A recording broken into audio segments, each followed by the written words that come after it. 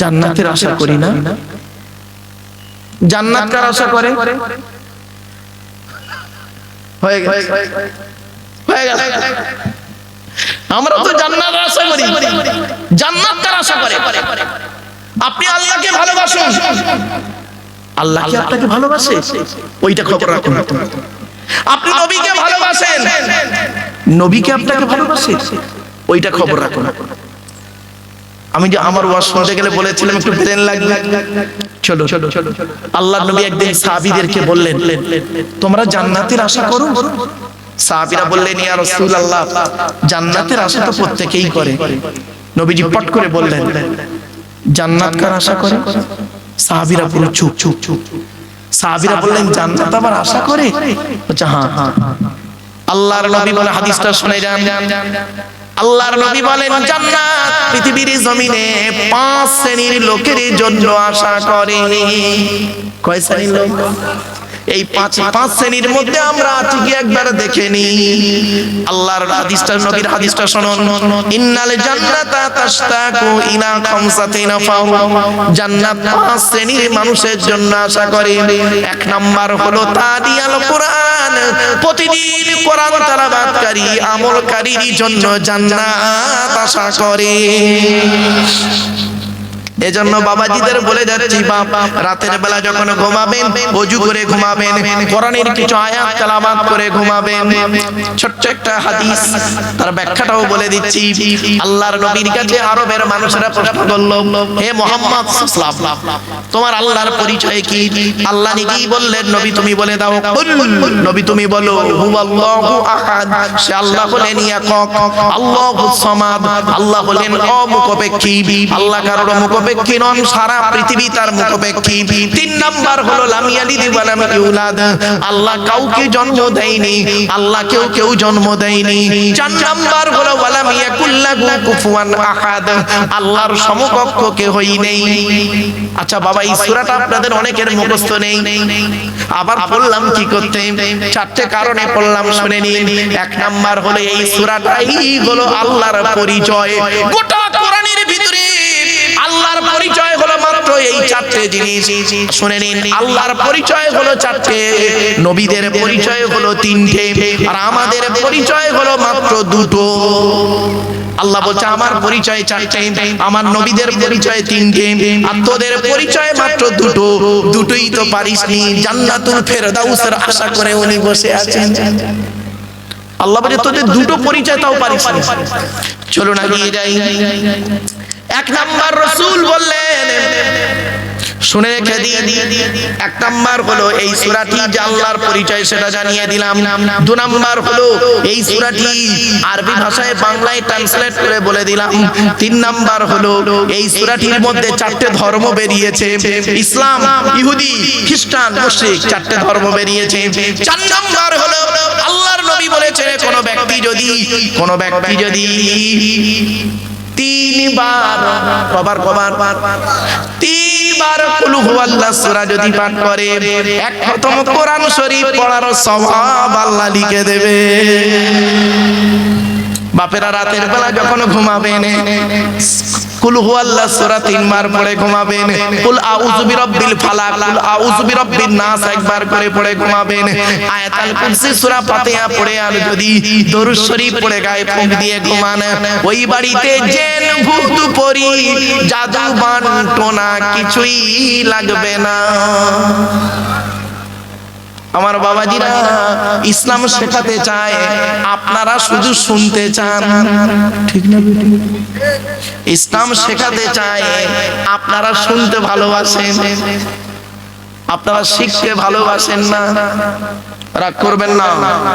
চলুন এগিয়ে যাচ্ছি, একটা একটা করে প্রমাণ দিয়ে দিচ্ছি। আল্লাহর নবী একদিন ফজরের নামাজের পরে দাঁড়িয়ে আছেন। একজন সাহাবী বললেন, ইয়া রাসূলুল্লাহ, আমি কোরআনকে অত্যন্ত ভালোবাসি। আল্লাহর নবী বললেন, আলহামদুলিল্লাহ। রাসূল বললেন কি জানতে চাইছো বলো? বলে ইয়া রাসূলুল্লাহ কোরআনের ভিতর থেকে একটা সূরাকে আমি অত্যন্ত বেশি ভালোবাসি, গোটা কোরআনের থেকে ওই সূরাটার মতো বেশি ভালোবাসার কোন সূরাকে বাসি না। আল্লাহর নবী বললেন সূরাটির নাম কি বলো? তো সাহাবী বললেন ওই সূরাটি হলো কুল হুয়াল্লাহ সূরা। আল্লাহর নবী বলেন ও আমার সাহাবী, কুল হুয়াল্লাহ সূরা মহব্বত করার কারণে কিয়ামতের মাঠে আল্লাহ তোমার নাজাত দিয়ে দেবে। এই জান্নাত তাশতাকুইনা খামসাতিনা ফারু, জান্নাত পাঁচ শ্রেণীর মানুষের জন্য আশা করে। এক নাম্বার হলো তালিয়াল কোরআন, প্রতিদিন কোরআন তেলাওয়াতকারী মানুষের জন্য জান্নাত আশা করে।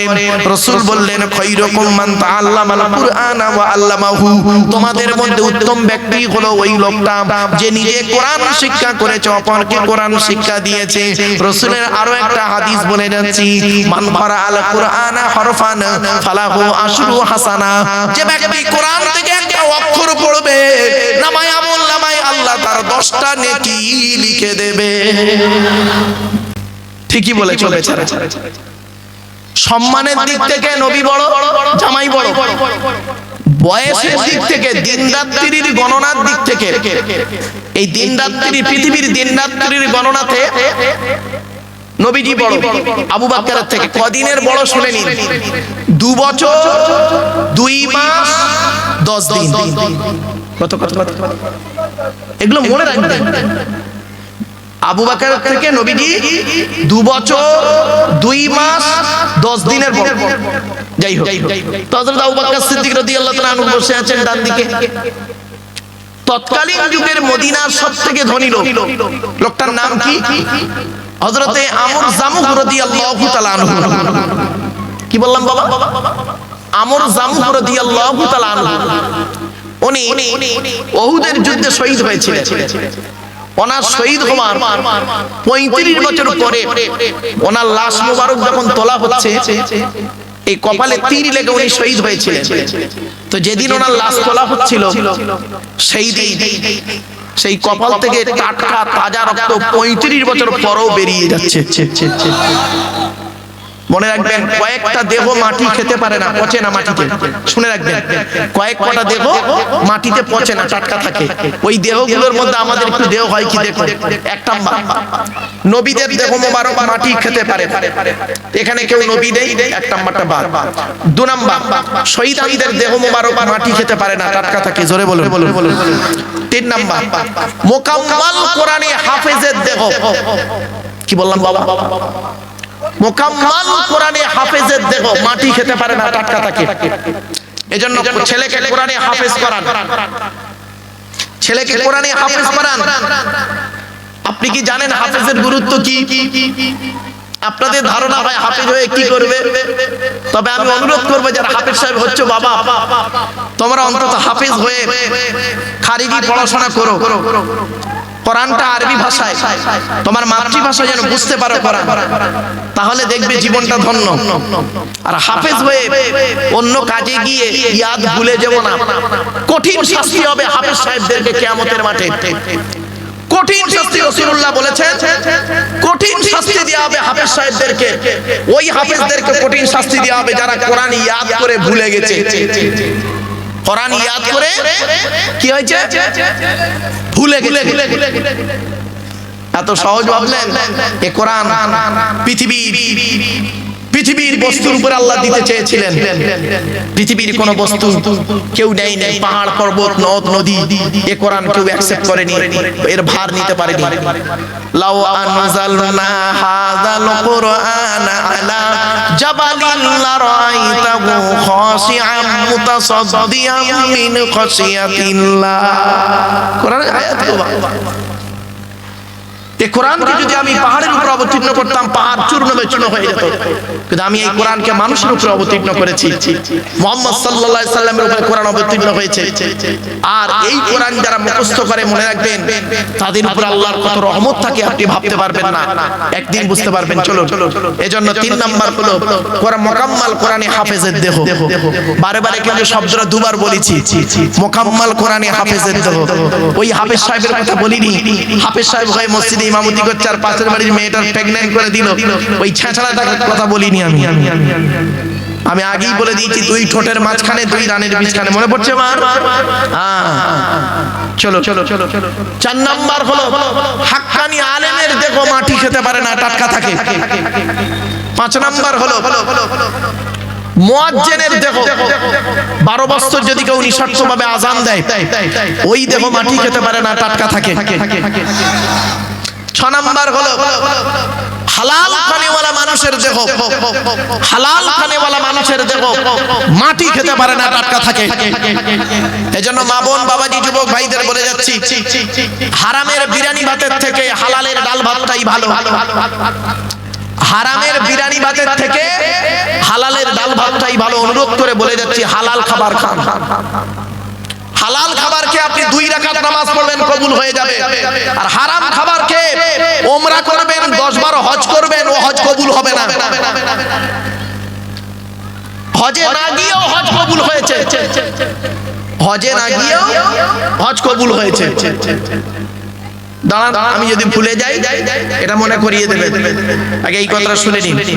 তো হযরত আমর জামুক রাদিয়াল্লাহু তাআলা আনহু আসছেন, হযরত আবু বকর সিদ্দিক রাদিয়াল্লাহু তাআলা আনহু বলছেন, ইয়া রাসূলুল্লাহ, এলাকার সবথেকে ধনী লোকটা আপনার কাছে আসছে, ওই দেখুন ওই আসছে। নবীজি বললেন, আসতে দাও। উনি এলেন, সালাম দিলেন, নবীজি সালামের জবাব দিলেন। নবীজি বললেন, বসো। বসলেন। কিছুক্ষণ পরে উনি নবীকে একটা প্রশ্ন করলেন, শুনে নিন। আল্লাহর নবীর সাহাবীরা জীবনে নবীকে 17টা প্রশ্ন করেছে। কটা? যতদিন বাঁচবেন এটা মনে রাখবেন, কোরআনে আছে। নবীজির সাহাবীরা নবীকে জানার জন্য, শেখার জন্য, বোঝার জন্য জীবনে কটা প্রশ্ন করেছে বললাম? 17টা। আর বাকি প্রশ্ন করেছে অমুসলিমরা। সেই 17টার মধ্যে এই একটা কি, উনি বলছেন, আমর জামুক রাদিয়াল্লাহু তাআলা আনহু রাসূলকে বলছেন, ইয়া রাসূলুল্লাহ, আল্লাহ আমার অনেক অর্থ দিয়েছে। তা নবীজি বললেন, আল্লাহ যাকে চায় তাকে অর্থ দেয়। তুমি কি জানতে চাইছো বলো? সাহাবী বললেন, ইয়া রাসূলুল্লাহ, এই টাকা পয়সাগুলো কোথায় ব্যয় করলে আল্লাহ খুশি হবেন, যদি একটু বলে দিতেন, মরে যাওয়ার আগে টাকা পয়সাগুলো আমি সেই জায়গাতে ব্যয় করে চলে যেতাম। প্রশ্নটা ভালো না খারাপ? ভালো। উনি প্রশ্নটা করে বসে আছেন, ব্যাস ওনাকে কেন্দ্র করে কোরআনের আল্লাহ জিবরাইলকে বললেন, জিবরাইল এলেন, কোরআনের এই আয়াতটা তখন নাযিল হলো ওনাকে কেন্দ্র করে। কি শুনে নিন, টাকা পয়সা কোথায় ব্যয় করবেন সর্বপ্রথম শুনে নিন। ইয়াসআলুনাকা মাযা ইউনফিকুন কুল মা আনফাকতুম মিন খায়রিন ফালিল ওয়ালিদাইনি ওয়াল আকরাবিন। 2 নম্বর পারার 12 নম্বর পৃষ্ঠা 13 নম্বর লাইন, সূরার নাম সূরা বাকারা। আল্লাহ বললেন, নবী তোমার করা প্রশ্ন হচ্ছে টাকা পয়সা কোথায় ব্যয় করলে আল্লাহ খুশি হবে। নবী তুমি বলে দাও, মা আনফাকতুম মিন খায়রিন, সর্বপ্রথম টাকা পয়সা তোমরা তোমাদের বুড়ো বুড়ি বাম্মার পিছনে ব্যয় করবে, আল্লাহ খুশি হয়ে যাবে। কার পিছনে? বাপের ভাত দেয় না, মার ওষুধ কেনার পয়সা দেয় না, শাশুড়িকে হজে নিয়ে যাচ্ছে, উনি আবার ভালো জামাই হয়েছে। ছি ছি ছি ছি ছি ছি ছি। আগে ভালো ছেলে হন, পরে ভালো জামাই হবেন। আর আমরা ভালো জামাই হতে পেরেছি, ভালো ছেলে হতে পারিনি। একটা ছোট্ট উদাহরণ দিই। আমার শ্বশুর লোককে কি বলে জানেন? আমার জামাই খুব ভালো। আমার শাশুড়ি লোককে কি বলে জানেন? আমার জামাই খুব ভালো। আমার জন্মদাতা বাপটা কি বলে শুনবেন? ওকে জন্ম দিয়ে পাপ করেছি। পেটে ধরা মাটা কি বলে শুনবেন? পেটে ধরে ভুল করেছি। কেন? যে মা 10 মাস 10 দিন গর্ভে ধারণ করলো, দুনিয়ার মুখটা বড় কষ্ট করে দেখালো, শীতকাল বর্ষাকাল গ্রীষ্মকাল কোনো কালকে দেখলো না, আঁচল ঢাকা দিয়ে নিয়ে রাখলো, সেই মাকে তুমি কার মাধ্যমে কি কারণে তুমি সেই বাম্মাকে কাঁদালে? সেই বাম্মার তোমার দিকে এই ভালোবাসার নজরে তাকায় না?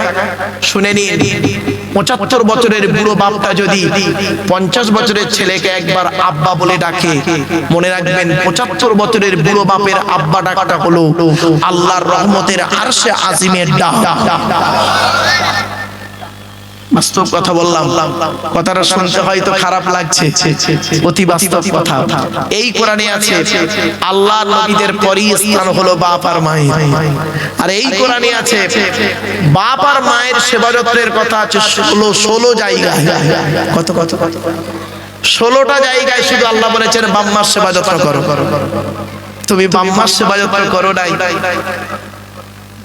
এই আয়াত যখন নাজিল হয়ে গেল, একজন ব্যক্তি উঠে দাঁড়িয়ে বলছে, ইয়া রাসূলুল্লাহ, আমি যুদ্ধের ময়দানে গিয়েছিলাম, এসে দেখছি আমার মা মারা গেছে, এখন আমি কি করব? আল্লাহর নবী বললেন, তুমি তোমার মায়ের জন্য দুটো কাজ করবে। এক নাম্বার, তুমি তোমার মায়ের জন্য রুহে মাগফিরাতের দোয়া চাইবে, যেন তোমার মাকে আল্লাহ পাক জনমের মতো ক্ষমা করে দেয়। দুই নাম্বার হলো তুমি তোমার মায়ের জন্য দান খয়রাত করবে, তোমার মা যেন কবরে শুয়ে শুয়ে সওয়াব পায়। আর একজন ব্যক্তি উঠে দাঁড়িয়ে বলছেন, ইয়া রাসূলুল্লাহ, ইয়া হাবিবাল্লাহ, হুজুর, আমার বাপও নেই মাও নেই, দুজনেই অন্ধকার নীরব নগরে চলে গেছেন। আল্লাহর নবী বললেন, তুমি কি করবে শুনে নাও।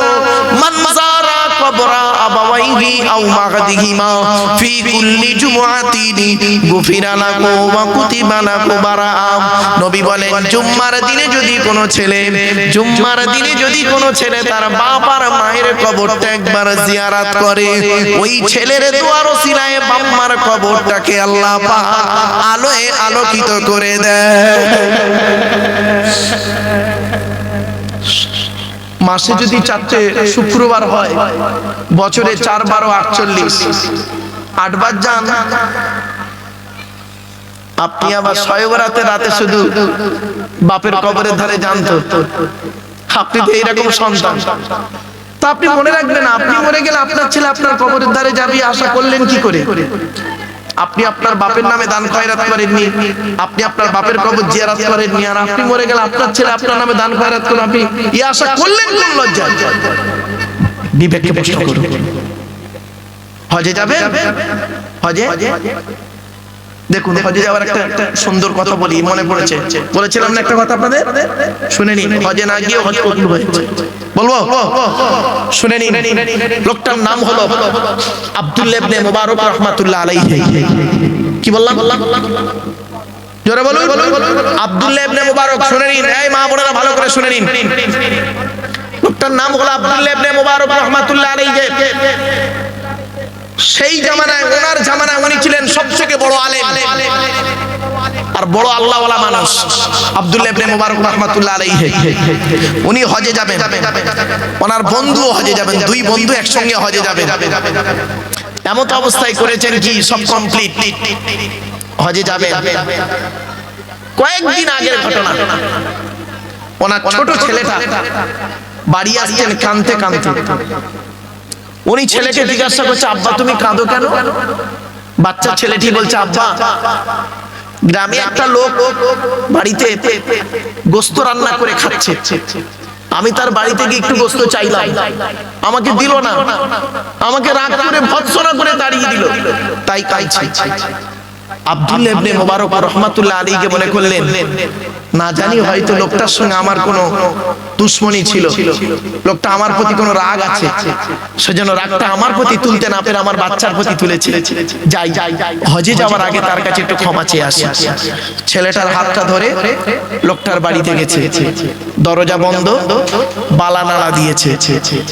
লোকটা ভেতর থেকে দরজা খুললো, খুলেই দেখছে জামানার সবথেকে বড় আলেম আব্দুল্লাহ ইবনে মুবারক আমার দরে হাজির। আসসালামু আলাইকুম হুজুর, আসুন আসুন আসুন, ভেতরে আসুন। বলছে, না বাবা, আমি ভেতরে যাব না বাবা। তোমাকে একটা কথা জিজ্ঞাসা করব? বলছে কি হুজুর বলুন। এই বাচ্চাটা আমার বাচ্চা তুমি জানো? বলছে জি হুজুর জানি তো, আপনার বাচ্চা জানি আমি। তুমি বাড়িতে আজকে গোশত রান্না করে খাচ্ছ? জি হুজুর গোশত রান্না করে বাচ্চাদের নিয়ে খাচ্ছি। তা আমার এই বাচ্চাটা তোমার কাছে একটু গোশত চেয়েছিল? বলছে জি। তা বাবা তুমি তাকে গোশত না দিয়ে ভৎসনা করে একটু রাগ করেছো? বলছে জি হুজুর। কেন বাবা? একটা বাচ্চা ছেলেকে একটু গোশত দিলে কি ক্ষতি ছিল? তখন লোকটা মাথাটা হেঁট করে মাথাটা যখন তুলেছে না, দুটো চোখ থেকে অঝর নয়নে পানি ঝরছে। তো বলছে বাবা কাঁদছো কেন? লোকটা কাঁদতে কাঁদতে বলছে হুজুর আজ 3 দিন হলো আমার বাড়িতে রান্না হয়নি, চুলো জ্বলে না, আমার বাচ্চারা সব অনাহারে আছে। আজ সকালবেলা কাজে গিয়েছিলাম, দুপুর হয়ে গেছে, কোনো কাজ পাইনি, কিছু পয়সা ইনকাম হয়নি। বাড়িতে আসার সময় ভাবছি কলিজার টুকরা বাচ্চাগুলোর মুখের পানে আমি মুখের সামনে আমি কিভাবে দাঁড়াবো? আমি একটা বাপ হয়ে বাড়িতে আসার পথে রাস্তার ধারে দেখি একটা মরা প্রাণী, মরা হালাল প্রাণী, মরা হালাল প্রাণী পড়ে আছে। আমি চারিদিকে দেখলাম, কাউকে দেখতে পাইনি। ছুরি দিয়ে ওই মরা হালাল প্রাণীর গোশত কেটে নিলাম, কেটে নিয়ে বাড়িতে এসে রান্না করে খাচ্ছি। মরা হালাল প্রাণীর গোশত আমার জন্য হালাল, কিন্তু আপনার বাচ্চার জন্য হারাম। কিছু বুঝতে পারছেন? আয়াতটা দি ইন্নামা হাররামা আলাইকুমুল মাইতাতা ওয়াদ দামা ওয়া লাহমাল খিনজির ওয়া মা উহিল্লা বিহি লিগাইরিল্লাহ ফামানি তুররা গায়রা বাগিন ওয়ালা আদিন ফালা ইসমা আলাইহি। আল্লাহ বলছে, সহজ কথা বলছি, মদ, এই শুকরের মাংস, রক্ত, মৃত, আল্লাহ ছাড়া অন্যের নামে যেটা উৎসর্গ হয়েছে, এই 4টে বস্তু তোমাদের জন্য হারাম। তবে এমন একটা জায়গায় গিয়েছো, এমন পরিস্থিতির মধ্যে পড়েছো যেখানে ওইটা ছাড়া তোমার কোনো উপায় নেই, তখন তুমি খাবে, আমি আল্লাহ কোনো গোনা লিখবো না। তো হুজুর আমি তো একজন অসহায়, আমার কিছু নেই, তাই আমি মরা হালাল প্রাণীর গোশত কেটে নিয়ে রান্না করে খাচ্ছিলাম।